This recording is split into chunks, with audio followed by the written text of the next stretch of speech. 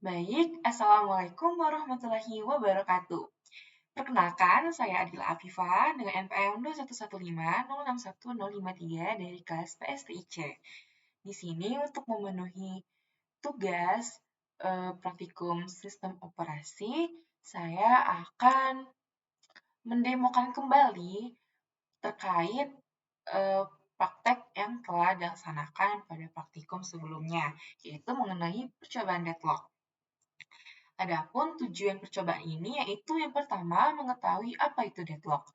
Nah, yang kedua yaitu mengetahui apa penyebab dan bagaimana mengatasi deadlock. Nah, eh, langsung saja kita menuju kode program. Di sini ada langkah percobaannya. Terdapat 4 kode program yang akan kita jalankan atau kita compile di CPU simulator. Nah, kita buka saja CPU simulator, kemudian kita ke compiler. Kita salin kode program yang pertama, yaitu P1. Kemudian kita paste ke compiler. Kita compile. Selanjutnya, load in memory. Oke, kode sukses. Kemudian kita masukkan kode yang kedua dengan edit source. New. Kita copy aja. Lakukan hal yang sama seperti langkah yang sebelumnya.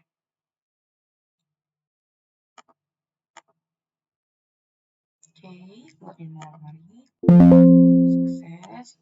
Lanjut, kode yang ketiga.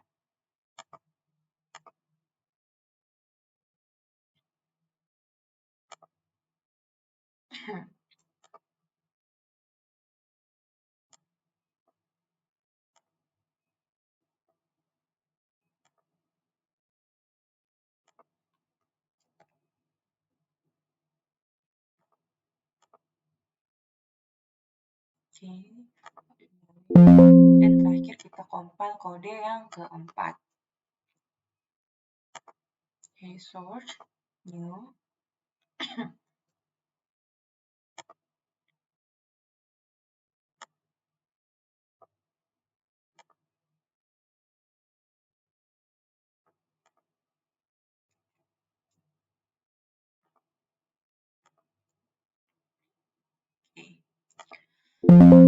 Oke, keempat kode telah kita compile dan yang telah kita load in memory tadi masuk ke CPU instruction in memory.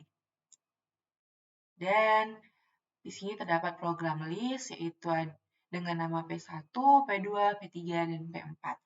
Langsung saja kita ke OS simulator. Di sini kita akan menjalankan kode program yang telah kita compile sebelumnya. Nah, di sini di scheduler kita ubah ke round robin, kemudian dengan time slice ticknya itu 10. Di sini kita program listnya kita masukin ke ready process. P1, P2, P3, sorry, dan P4. Baik. Untuk kecepatannya kita ke max. Dan kita view resource.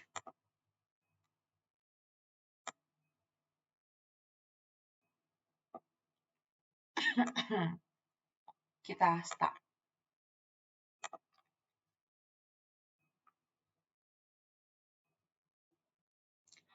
Nah, dapat dilihat ini ada peringatan yaitu proses deadlock terdeteksi. Itu karena kenapa? Karena di sini kita buka deadlock proses. Terdapat tabrakan dari keempat proses karena dia menggunakan resource secara bersamaan. Nah,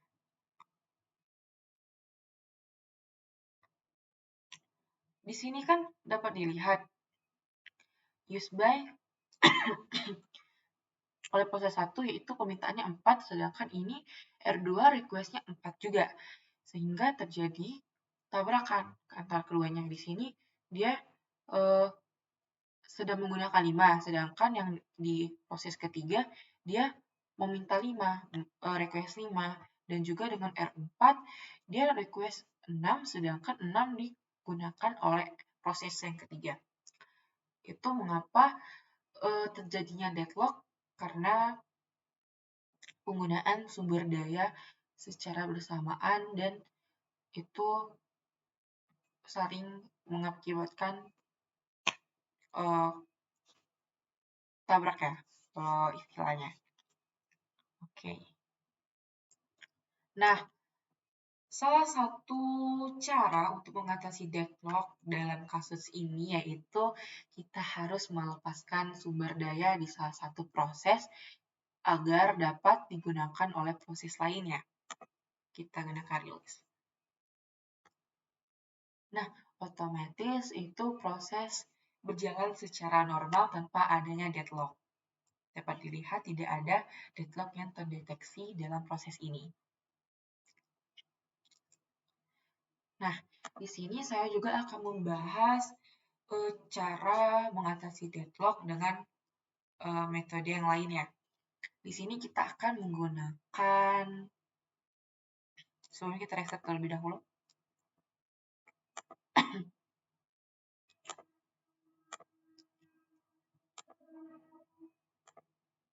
Nah, kita menuju ke seperti yang sebelumnya, kita program list terlebih dahulu.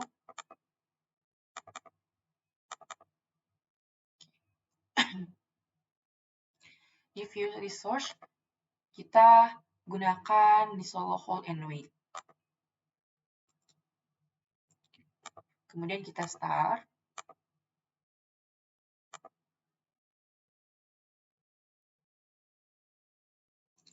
Nah, ini terdapat deteksi adanya deadlock sebelumnya, tapi hanya sementara. Kemudian program sistem akan berjalan lancar atau normal. Nah, di solo hold and wait ini merupakan salah satu cara untuk mengatasi adanya deadlock. Kenapa demikian? Karena salah satu cara untuk mengatasi deadlock itu dengan mengabaikan penyebab-penyebab terjadinya deadlock. Nah, sehingga pada proses ini kita mengabaikan hold and wait. Jadi, sistem ini akan memproses tanpa tidak harus menunggu untuk menggunakan research. Jadi, kita mengabaikan hold and wait. Jadi, demikian mengapa tidak adanya lagi deadlock yang terdeteksi. Kemudian kita ganti ke disallow circular wait.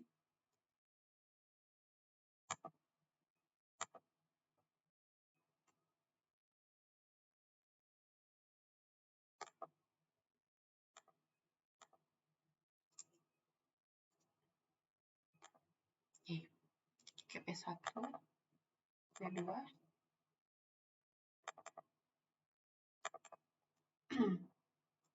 Kita start.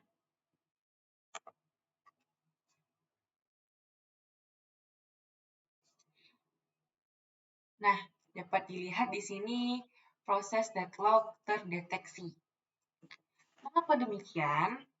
Nah, terjadi deadlock itu karena masih ada hold and wait tadi. Walaupun kita menggunakan circular wait, itu masih ada hold and wait. Kita masih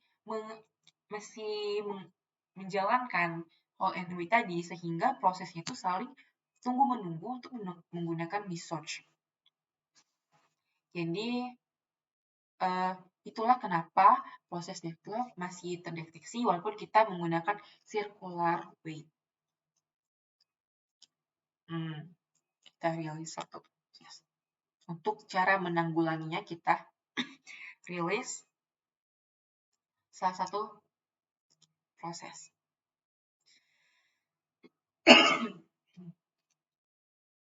Nah, oke, yang ketiga kita menggunakan use total ordering.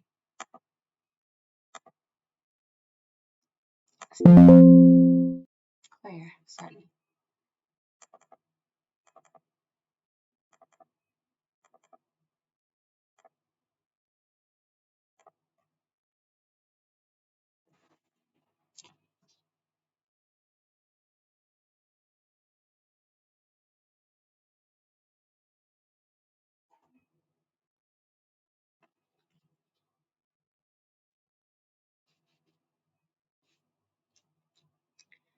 Nah, dari proses yang sedang berjalan tadi dapat dilihat di waiting process itu ada P3 yang sedang menunggu. Nah, itu karena kenapa di use total ordering ini juga tidak terdeteksi adanya deadlock. Nah, pada use total ordering ini dia memprioritaskan proses yang lebih utama untuk dijalankan terlebih dahulu, sehingga bisa mengurangi tingkat kejadian deadlock. Jadi P3 tadi menunggu untuk memprioritaskan proses yang lebih prioritas gitu, yang lebih diutamakan, sehingga secara bergantian menggunakan research dan proses dapat berjalan secara normal tanpa adanya deadlock. Oke, di sini kita ke abort process. Kita masukkan lagi P1, P2, P3, dan P4. Kita start, kita lihat di sini.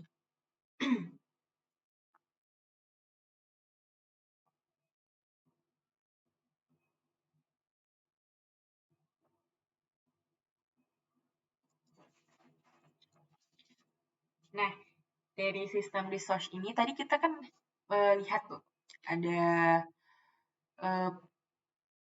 terdeteksi deadlock walaupun sementara. Nah, itu tidak lama kan?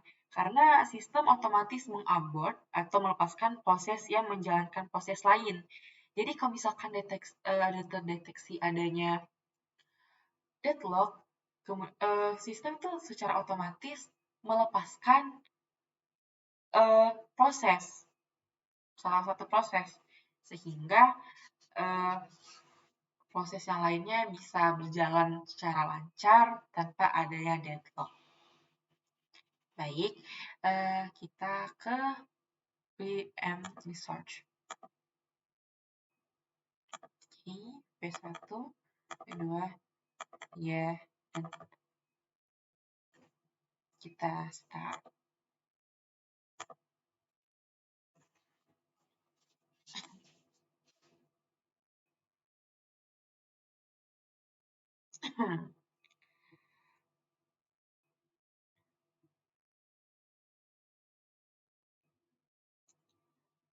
Nah, tidak ada deadlock ya yang terdeteksi pada preempt research.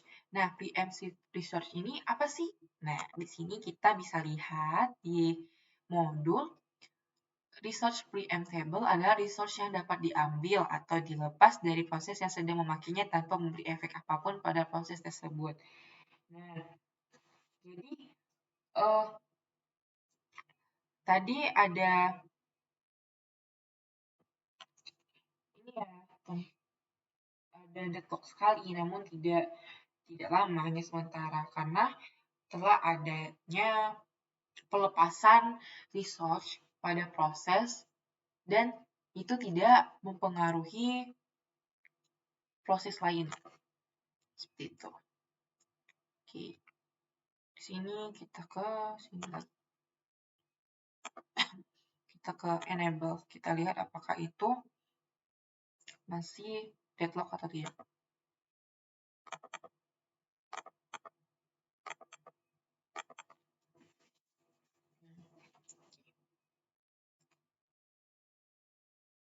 Sudah.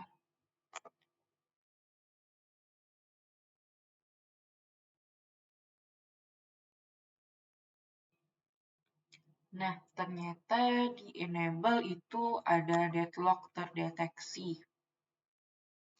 Kita lihat di sini ada deadlock di proses 2. Itu karena dia menggunakan 5, sedangkan 5 itu merupakan sumber daya permintaan dari percobaan 3. Dan R4 meminta research 6, sedangkan sedang digunakan R3. Dengan menggunakan enable ini, ternyata masih ada deadlock yang terdeteksi. Sehingga pada percobaan ini untuk mengatasi deadlock itu bisa menggunakan release atau pelepasan sumber daya. Kita juga bisa menggunakan disallow hold and wait. Kita juga bisa menggunakan use total ordering. Kemudian juga bisa menggunakan over processes. Dan juga kita bisa menggunakan preempt research. Oke. Jadi kesimpulannya adalah apabila terjadi deadlock, cara mengatasinya yaitu kita bisa mengabaikan penyebab terjadi deadlock tersebut. Maka sistem akan bisa berjalan secara normal. Baik. Itu demikian pendemoan dari kode program. Di sini saya akan menjelaskan terkait algoritma bunker. Di sini saya menggunakan bunker algoritma simulator dari web ini, bisa diakses linknya. Di sini ada nomor instansi A yaitu 10, nomor instansi B 5, nomor instansi C 7. Nah, di sini kita sampel di mana di sini ada allocation, ada nilai max. Kita find available. Dari available ini dapat diperoleh dari nilai allocation. Dari sini ada nilai allocation-nya itu 2 tambah 3, 5, 7. 7. Sedangkan nomor intensi kita ada 10. 10 dikurang 7, 3. Jadi available A adalah 3. Kemudian di sini 1 ditambah 1 itu 2. Dikurang dengan nomor intensi B dikurang dengan allocation B 2, jadi diperoleh 3, 5 kurang 3, 5 dikurang 2 jadi 3. Kemudian di sini juga ada nomor intensi C yaitu 7, yang dimana dikurang allocation C 2 ditambah 1 tambah 2 jadi 5, 7 kurang 5 jadi 2. Demikian mengapa available-nya diperoleh nilai A yaitu 3, B 3, dan C 2. Di sini kita find it. Nah, find it ini dapat kita lihat, ini adalah operasinya, di mana need itu nilai max dikurang nilai allocation. Di sini need-nya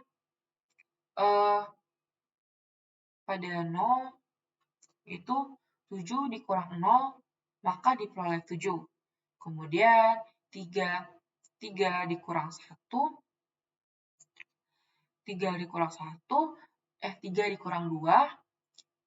3 dikurang 2, maka diperoleh 1. Kemudian di sini ada juga di mana nilai max-nya 9, kemudian kita kurangkan dengan allocation 3 diperoleh 6, 2 dikurang 2 diperoleh 0, kemudian 4 dikurang 0 diperoleh 4. Nah, begitu pula dengan nilai B dan C. 5 dikurang 1 jadi 4, 2 dikurang 0 jadi 2, 0 dikurang 0 jadi 0, 2 dikurang 1, 1, 3 dikurang 0, 3. C, 3 dikurang 0, 3, 2 dikurang 0, 2, 2 dikurang 0, 2, 2 dikurang 2, 0, kemudian ada 2 dikurang 1 jadi 1, dan 3 dikurang 2 jadi 1. Di sini kita akan melihat proses yang terjadi. Find process sequence. Nah, di sini adalah terdapat operation dari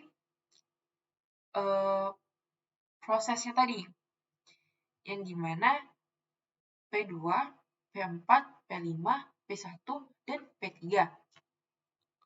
Di sini dapat dilihat pada step 1, matriksnya yaitu 3, 3, 2, dan dibutuhkan itu 2. Jadi, available-nya 3, 3, 2. Dan proses 2 diselected dan menemukan matriks baru yaitu 5, 3, 2 yang akan digunakan di proses yang keempat. Kemudian setelah diseleksi, terdapat matriks baru yaitu 4, 7, 3 yang akan digunakan pada proses 5. Nah, diperoleh juga matriks baru dari, operasinya seperti ini. 7 ditambah 0 jadi 7, 4 ditambah 0 jadi 4, dan 3 ditambah 2 jadi 5, jadi matriks barunya 7, 4, 5. Dan yang akan digunakan pada proses yang ke P1 apabila terpenuhi. Nah, P1 diseleksi sehingga diperoleh 7, 5, 5 yang akan digunakan juga pada proses 3 sehingga diperoleh 10, 5, 7. Nah, hasil akhir ini merupakan nomor intensi sebelumnya. Nah, proses akan selesai ketika memperoleh nomor intensi sebelumnya. Di sini ada 10, 5, 7, dan di sini juga ada 10, 5, 7. Untuk memperoleh ini, susunannya yaitu P2, P2, P4, P5, P1, dan P3. Baik, demikian penjelasan dari saya. Lebih dikurangnya saya mohon maaf. Saya ucapkan terima kasih. Saya akhiri. Wassalamualaikum warahmatullahi wabarakatuh.